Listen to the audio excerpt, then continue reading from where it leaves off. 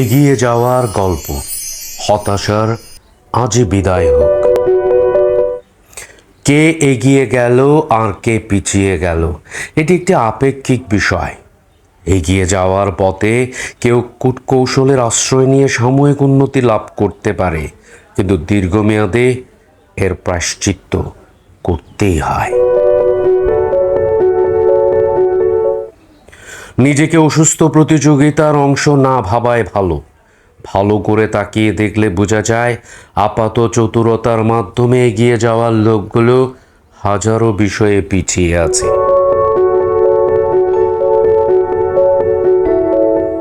পিছিয়ে থাকা লোকগুলোর দিকে তাকিয়ে দেখলে বোঝা যায় মহান স্রষ্টা আমাকে, আপনাকে কত কত বিষয়ে এগিয়ে রেখেছেন।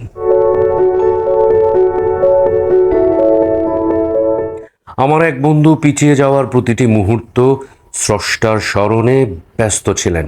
কয়েক বছর ব্যবধানে দেখা গেল সেই সবচাইতে এগিয়ে গেছে। কোনো বিশেষ প্রসঙ্গে, সব বিষয়ে অবশ্য।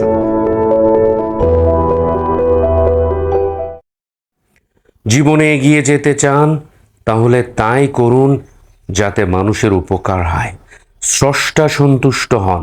যে এগিয়ে যাওয়ার মানুষের ঘৃণা অর্জিত হয়, সেটা পিছিয়ে যাওয়ারই নামান।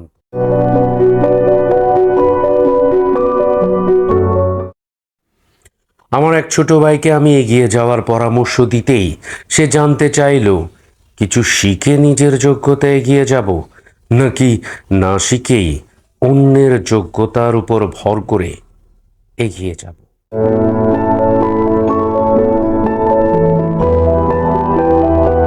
আর যদি কিছু শিক্ষা গ্রহণ করে নিজের যোগ্যতা এগিয়ে যাওয়ার কথা বলেন, তাহলে আমাকে সময় দিতে হবে।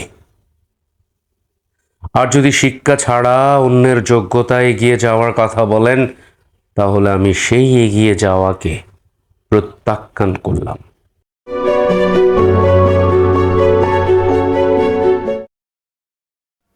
আজও আমার এই ছোট ভাই আমার নিকট অনেক কাজে অনুপ্রেরণা হয়ে রইল।